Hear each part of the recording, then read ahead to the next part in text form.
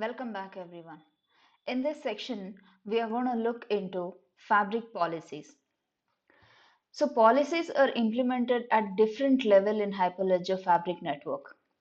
Each policy domain governs different aspect of how a network operates in Hyperledger Fabric. This is a pictorial representation of Hyperledger Fabric policy hierarchy. At the top, you have system channel, which governs consortium membership and blockchain structure. You have application channel and at the next level, which governs transaction network and business logic. You have ACL and smart contracts, which governs transaction, data, and events. We will look at each of these in detail. First is system channel configuration. Every network begins with an ordering system channel. There must be exactly one ordering system channel for an ordering service, and it is the first channel that will be created in your system or in your network when you do the configuration. The system channel also contains the organizations who are members of ordering services and those that are on the network to transact, which are nothing but consortium organization. Next comes application channel configuration. Application channels are used to provide a private communication mechanism between organizations in the consortium. The policies in an application channel governs the ability to add or remove the members from the channel. Application channel also governs which organizations are required to approve a chain code before the chain code is defined and committed to a channel using the Fabric chain code lifecycle. We will look into Fabric chain code lifecycle soon. Next comes in the hierarchy is access control list or ACLs. Network administrator will be interested in this Fabric use in this access control list, which provides the ability to configure access to resources by associating those resources with existing policies. Access control list refers to policies defined in an application channel configuration and extends them to control additional resources. The default set of Fabric ACLs is visible in context.tx.yaml file under this section, which is named as application. So here this section should be overridden for your different environment. When we go to the lab section, I'll show you what this config.tx YAML comprised of, and I'll also explain in detail what this application section holds.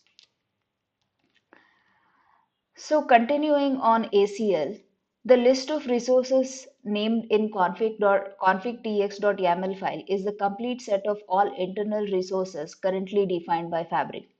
In fact, in that file, ACLs are expressed using the following format.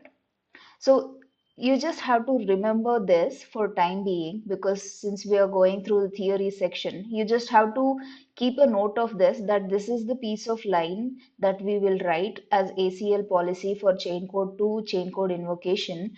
When we go to the lab section, you will see the usage and where and how we are going to write this and how it is associated with the network configuration.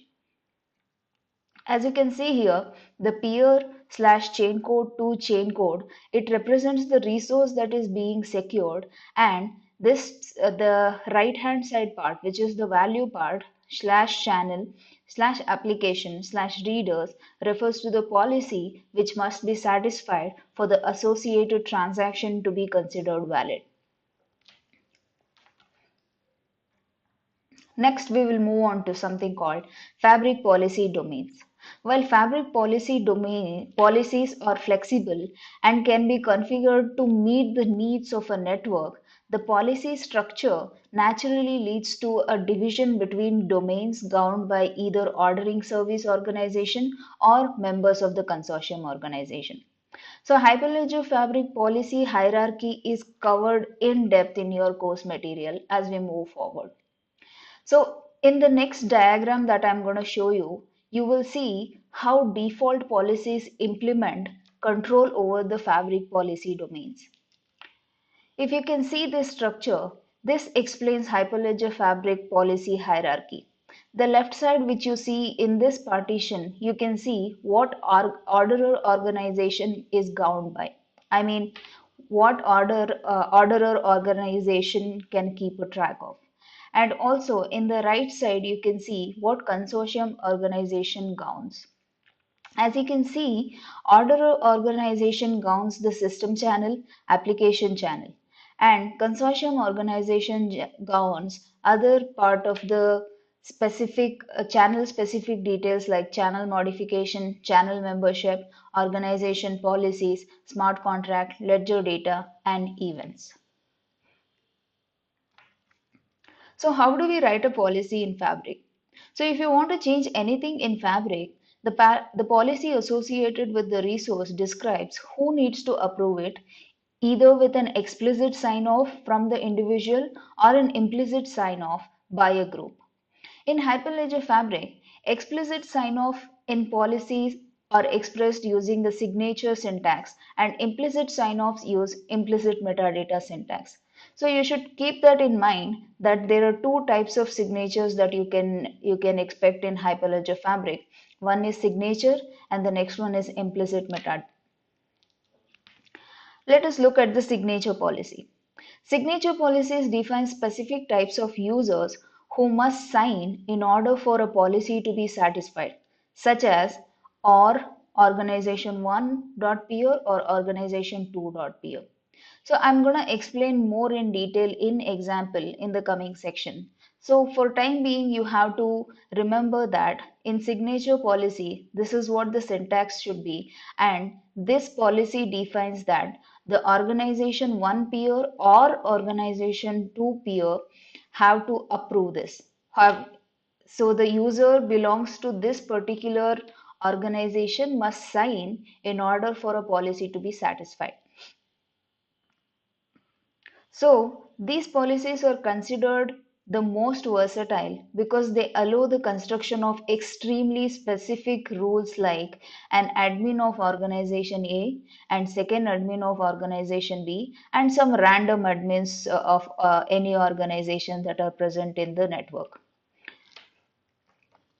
So moving on to implicit meta policies, which is the second type. So implicit meta policies are only valid in the context of channel configuration, which is based on tiered architecture, tiered hierarchy of policy in a configuration tree. Implicit meta policy aggregate the result of policies deeper in the configuration tree that are ultimately defined by signature policies. That means implicit meta policy implicitly uses signature policy. The following diagram, which I'm going to show in the next slide, will going to show you how a tiered policy structure for an application channel works, and it also shows the implicit channel configuration admin policies, and you can also see the named channels or admins is resolved, and when it is resolved, the sub-policies named admin below it configurations are satisfied, where each check mark represents the condition of sub-policies were satisfied or not. So I'll again explain it to you in detail in this slide. So as you can see in this tree, you have application channel as the root of the tree, and you have channel or application slash admin for the as a children of this particular node. So you have two children, as you can see. One is channel slash application slash admins, and another one is channel slash orderer slash admin. For channel slash orderer slash admin, you have channel orderer and orderer organization admin. So you have only one admin which is taking care of this orderer MSP or orderer node. In the channels application slash admin, you have organization 1 MSP and organization 2 MSP. So application channel comprises of two two organization. One is organization 1 and organization 2. So the the subscript that you see here, like type is equal to 1, and type is equal to 1, type is equal to 3, which you can see here. So that represents whether it is an implicit meta policy or signature policy. As you can see here, at the child node or the leaf node of this hierarchy, you can see it is a signature meta policy. As you move ahead in the towards the root of this tree, you can see it is a implicit policy. In the previous section, I have also told that implicit meta policy also uses signature policy in its core. So this is the proof of it. So as you can see, the leaf nodes has signature policy, is using signature policies, and implicit policy is used by the root nodes. So let us move on to what do you mean by endorsement policy. So endorsement policy is nothing but it defines the smallest set of organizations that are required to endorse a transaction in order for it to be valid. It describes a set during chain code instantiation. So this is described or said during the chain code instantiation. So principals are described as MSP.role, where MSP represents the required MSP ID or role, and role represents one of the four accepted roles, which is either member or admin or client or a peer. So we are going to look into this MSP role in detail, also in a lab section and in couple of examples in the coming slides as well.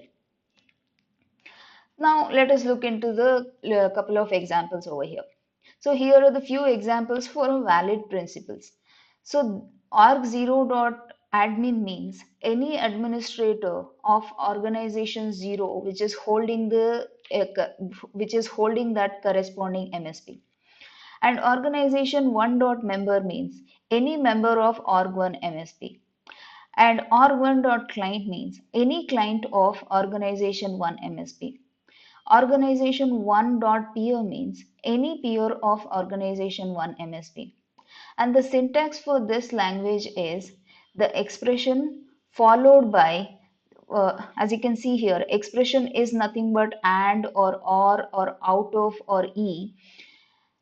Sorry, this expression takes three values, which is and or out of, and e is either a principal or it is another nested expression. So if you get confused with this syntax, don't worry. I'm going to explain and give examples as well to write the endorsement policy as a syntax.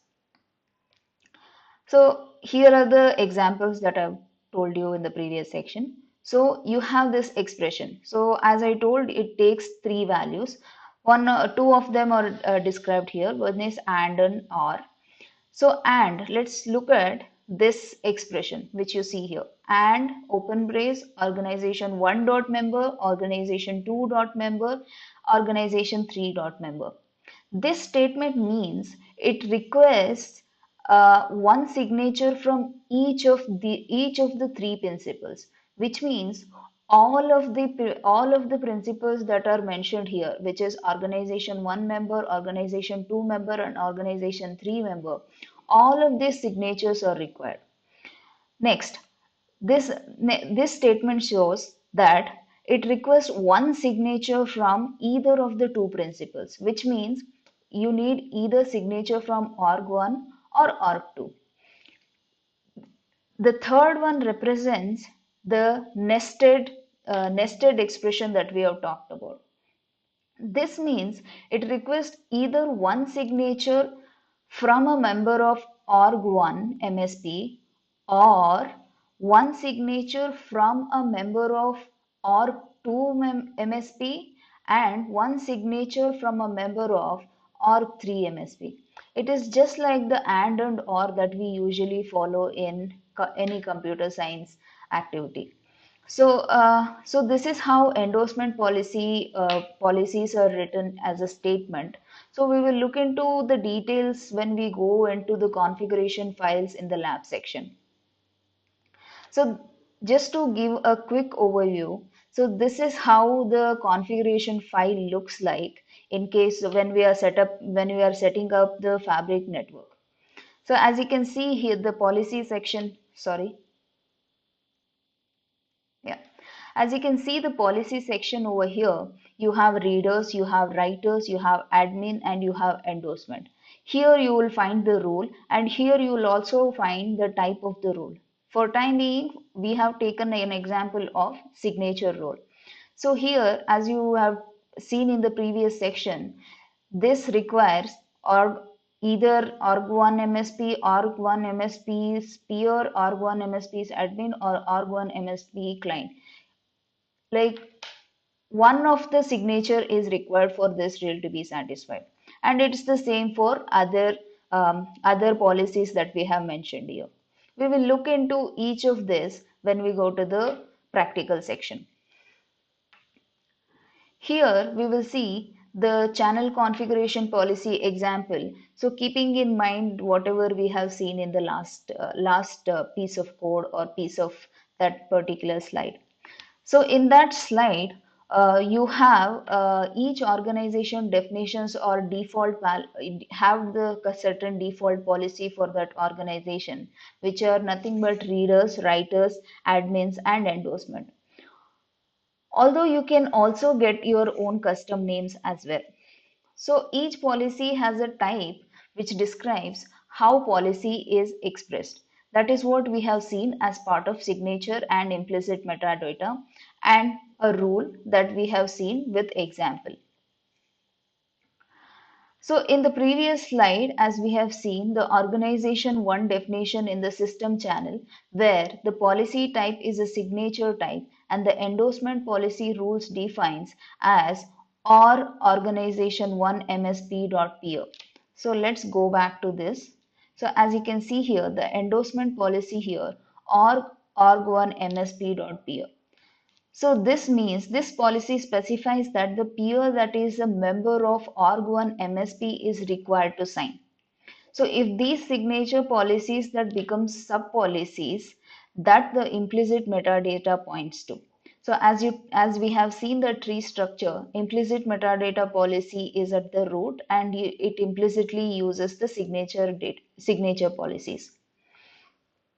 So as part of the transaction validation, couple of the steps has to be performed, and those steps are: each validating peer checks to make sure that the transaction contains appropriate number of endorsements. The transactions are from the expected sources, which means both of these are specified in the endorsement policy. We will see that in the practical section, the files and the endorsement policies and all that. And the endorsements are also checked to make sure that they are valid. That means they are having valid signature from valid X509 certificates. So the way to set the endorsement policies in Fabric is setting chain code level endorsement policy. We can also set collection level endorsement policy. You can set key level endorsement policies as well. So we also cover all this information in another course which is called Hyperledger Fabric for Developer course. If you wish to learn more, please do subscribe to that course as well from bootcamps. We do have something called private data. So for private data collection, you can also specify an endorsement policy at the private data collection level, which would override the chain code level endorsement policy for any keys in the private data collection. So there are cases where it may be necessary for a particular public channel state or private data collection state to have different endorsement policy. This state-based endorsement allows the chain code level or connection level endorsement policy to be overridden by different policy for a specified keys. So we will cover both of these in depth, as I mentioned in the previous section. So we cover this in Hyperledger Fabric for Developer course. Please do subscribe for that course as well to get more information or in-depth knowledge of these endorsement policies. So that is it for this lecture. Please go through the lecture if you don't understand something about these policies. But if you don't understand, it's totally fine, because when we do the lab section, you will get brief understanding or in-depth understanding of how it's going to work. That is it for this lecture. Thank you for watching. In the next lecture, we're going to see what MSPs are. Thank you.